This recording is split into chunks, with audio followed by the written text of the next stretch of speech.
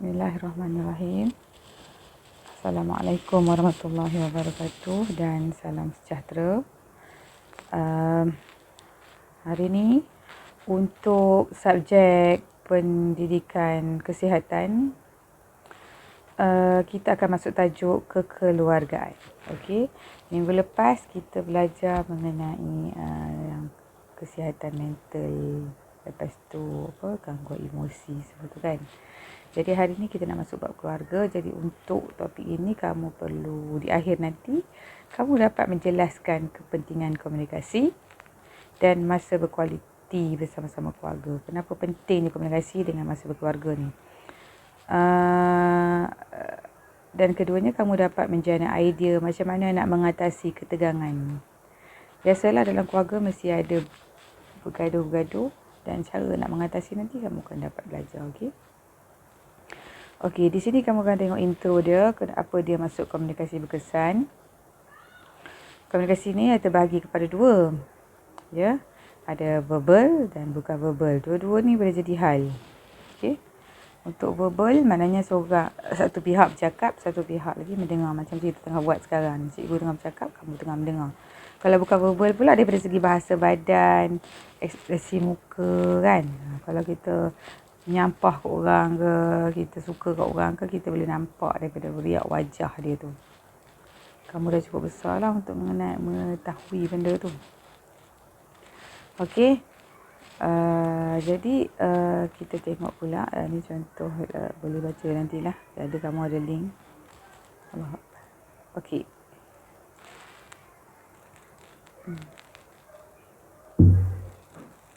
Tengok dekat sini.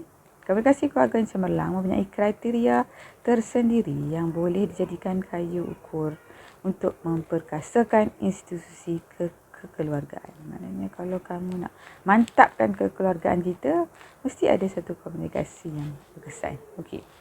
Jadi ini adalah contoh anak beranak buat bertani, bersembang-sembang masa ambil makan, buat kerja sama-sama. Dia benda-benda ni boleh mengeratkan kekeluargaan kita. Okey, kita pergi ke topik, ke muka surat seterusnya. Di sini ada kepentingan komunikasi, tadi kita dah sembangkan. Kamu kena tahu apa pentingnya komunikasi dengan masa berkualiti ni. Okey. Jadi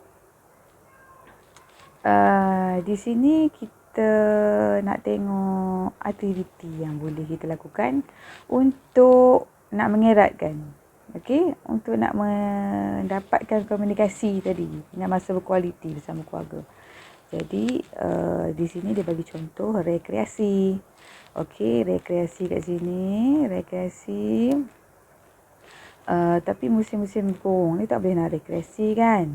Jadi kamu kena fikirlah benda-benda yang sesuai. Tapi kalau macam contoh nanti dah habis COVID, mana tahu, insyaAllah, amin, dapat pergi rekreasi, dia boleh dapat menyihatkan badan, naik gunung ke, naik kayak macam ni, pergi berenang ke, pergi snorkeling.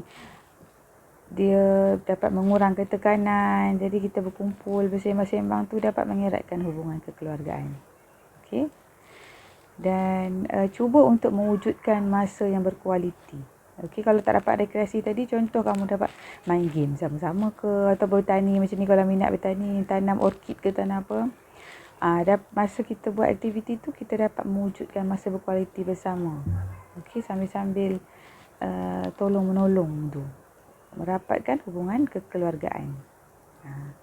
Dan yang bawah sekali ni dia tulis menjalin keikatan kekeluargaan. Buang dia semua kan. Apa ni? Okey. Apa ni?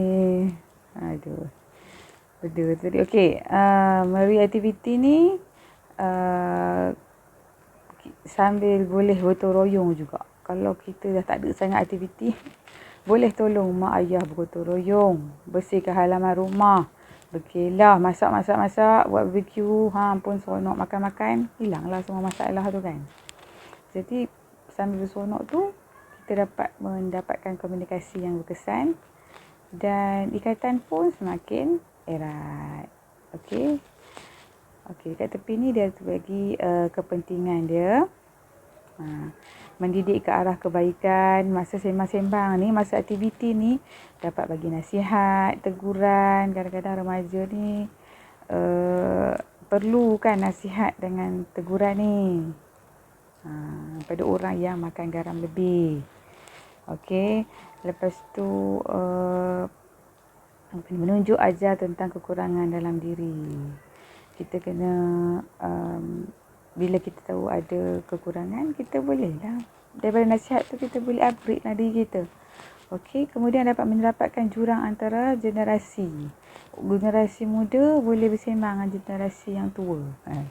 Okey, boleh berkongsi cerita dia. Yang ni sagi atuk cerita masa dia muda, yang abah pun cerita yang masa dia muda dulu, remaja dulu dia hantu ke apa kan. Okey, kemudian memberikan teguran yang membina. Sambil-sambil bersembang tu boleh memberi teguran sama juga tadi. Biasalah anak-anak ni perlu ditegur. Kalau tak tegur, tak jadi orang lah. Okey, lepas tu yang bawah sekali, membetulkan kesilapan. Remaja ni banyak buat silap. Bukan kata remaja je. Yang tak remaja pun silap juga. Jadi masa kualiti ni dapat muhasabah diri. Memberi sokongan moral kepada ahli keluarga. Masalah banyak. Dia bersembang. Kalau kata buat aktiviti kerohanian bersama tu, baca doa sama-sama ke, bagi tazkirah ke, sembkong, boleh buat banyak benda kan, baca Quran lah banyak. Okey, ceramah, benda lah bermanfaat lah. Okey, sekarang ni kita cakap pasal isu pula. Isu berkeluarga ni banyak kan. Okey, sekarang kita cakap yang benda-benda ni kamu boleh gunakan untuk buat karangan sebenarnya. Tapi benda ni bukan untuk buat karangan dia saja. Tu cikgu bagi idea untuk tambahkan kenapa kamu kena baca benda ni. Tapi yang paling penting ialah kamu kena faham benda ni. Bila kamu besar nanti, kamu ada keluarga sendiri, walaupun tak besar pun sekarang ada keluarga, kamu boleh faham apa benda isu ni sebenarnya. Nanti bila besar, dah berumah tangga, lagi macam-macam kamu akan jumpa cerita. Okey, doa saja bahagia nanti Okey, sekarang ni isu-isu yang tengah berlaku sekarang. Nombor satu yang paling banyak ialah keganasan rumah tangga. Tambah-tambah sekarang musim orang stres. Kan? Jadi berlaku keganasan, penderaan banyak. Ya Allah. Cuba kamu tengok berita. Penderaan banyak secara fizikal, mental, emosi, seksual. Ni segala benda ni berlaku. Cikgu tak larat baca dah. Dekat media sosial ke, dekat berita ke. Bapak rogol anak, bapak tiri rogol anak, abang rogol adik, buli semua ni kan. Adalah isu hangat sekarang tengah bincang. Jadi yang ni kita tengoklah nanti macam mana cara mengatasi kan. Okey. Kemudian kepincangan keluarga. Sekarang yang tengah duk sibuk nak cari duit, tak sempat nak tengok anak, anak dipinggirkan, tambah-tambah pula anak-anak sekarang banyak masalah. PDPR, nak kena tunggu handphone, nak tunggu data. Jadi kamu akan menghadapilah banyak macam masalah kan. Jadi remaja-remaja ni kadang-kadang dia stres, dia tersebab lah aktiviti yang tidak sihat ni. Kita minta jauh benda ni. Minta jauh. Supaya kamu tak terlibat. Kamu fragile yang kata. Takut nanti kamu tersesat jauh. Okay, kalau rasa diri sesat, patah balik lah. Okay. Mana ada manusia tak pernah buat silap. Okay. Kemudian ibu bapa tunggal ni pun masalah kan. Bila dah seorang-seorang, tension lah, beban lah nak menguruskan seorang. Kalau kata bercerai pun masih ambil tahu macam Syarnas tu kan. Tengok Syarnas Ahmad, dia walaupun dia bercerai, masih ambil tahu pasal anak, tak apa. Tapi ada juga yang tak ambil tahu, lari entah ke mana. So yang ni akan menjadikan ketegangan sikit lah, ada tekanan dalam hidup. Tambah-tambah kepada anak tu, mak kepada pasangan dan anak tu, dua-dua akan menghadapi masalah. Okey, lepas tu isu penceraian. Perceraian maknanya bila ibu bapa bercerai, anak-anak akan kurang kasih sayang. Lepas tu kahwin lain, mak kahwin lain. Dia akan jadi emosi tak stabil lah. Okey. Sebenarnya waktu PKP ni banyak pasangan yang bercerai. kalau kamu baca lah. Datang. Okey, kemudian ada perkahwinan kontrak pula. Kontrak ni apa dia? Dia menetapkan waktu. Contohnya, aku nak kahwin dengan kau 2 tahun saja. Kan? Ada kan dalam drama kamu tengok kan? Hal ni baru banyak masalah dalam kekeluargaan. Seperti dah habis kontrak, nanti harta pusaka, tanggungjawab suami. Benda ni sebenarnya diharamkan dalam Islam. Tak boleh. Nak kontrak-kontrak kan? Nak kahwin je lah. Kalau nak bercerai nak buat macam mana kan? Okey. Kemudian kita pergi ke topik seterusnya, phase seterusnya, cara mengatasi ketegangan perhubungan ni. Okey, sekarang kita tegangkan. Yang pertama, kamu boleh meningkatkan kemahiran komunikasi. Meluangkan masa bersama keluarga. Bila dah meluang, kamu terangkan masalah. Okey, keluarga ni banyak lah. Datuk ke, nenek ke, kakak ke. Kadang-kadang ada dalam antara ahli keluarga ni yang boleh membantu kamu. Sama-sama tolong. Okey? Tak boleh seorang. Okey. Kalau kamu kita boleh cakap elok-elok antara ahli keluarga tu, insya-Allah dapat settle. Okey, kemudian dapat meningkatkan taraf ekonomi. Ini pun masalah. Duit tak ada memang jadi masalah. Jadi ibu bapa kena berusaha juga cari jalan. Cari jalan, doa macam mana nak improvekan financial kita punya state. Okey? Financial state tu kena stable, kena ada duit yang banyak. Bukanlah banyak, cukup. Okey. Tambah-tambah sekarang macam-macam nak beli. Jadi jangan membazir. Tengok ni nasihat keluarga. Ni dah lah duit sikit, lepas tu pergi pula membazir. Jangan. Kalau duit sikit buat cara duit sikit. Kalau duit banyak tu pun kena jimat. Sekarang macam-macam boleh jadi. Okey. Jadi sekarang ni yang ketiga, menjadi keluarga yang penyayang. Untuk nak penyayang kena sabar banyak-banyak lah. Setiap keluarga mengamalkan sikap mengambil berat. Semua kena buat kerja ni. Tak boleh seorang je. Kalau tinggal dia seorang, dia pun tak larat. Okey, kemudian ahli keluarga harus melaksanakan hak. Ni pun hak amanah ni. Okey, keluarga ni satu amanah. Tak buat nanti kena tuntut lah nanti. Bukan boleh lepas je kat dunia ni. Okey. Dah ada anak, buat cara ada anak lah. Ada setengah, ada anak keluar tengah malam, tak boleh balik. Tak maulah macam tu. Kalau kerja tak apalah, ni tahap kita buat kan. Okey. Mengutamakan pendidikan.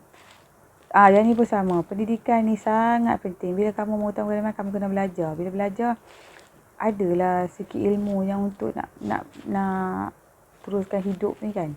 Jadi bila selain itu kamu dapat melanjutkan pelajaran ke peningkatan tinggi, kamu boleh dapatlah banyak ilmu untuk nak hidup, nak mencari pekerjaan ke kan. Selain itu kamu dapat juga meningkatkan moral lah. Bila ilmu banyak ni, selalunya orang ilmu banyak ni dia belajar lah kan. Dia tak adalah buat perangai macam orang yang tak ada ilmu dan amal kan. Okey, sekarang ni tengok pula aktiviti menjadikan keluarga yang bahagia, harmoni. Ni kalau dengar aktiviti riadah, tadi dah cakap dah, bersukan dan juga aktiviti keagamaan. Okey, agama ni penting tau. Patutnya agama ni letak atas sekali. Kalau ada agama kamu mungkinlah tak buat teruk sangat lah kan. Okey, ni boleh baca sendiri. Okey, jadi sekarang kita terus ke latihan pengukuhan. Cikgu nak kamu jawab soalan nombor 1 dan 2. 3 tak payahlah. Okey, salin dalam buku latihan macam hari tu dan PM kepada cikgu, nanti update dalam list. Okey, setakat itu saja. Semoga semuanya dalam keadaan bahagia bersama keluarga. Sekian, terima kasih. Assalamualaikum.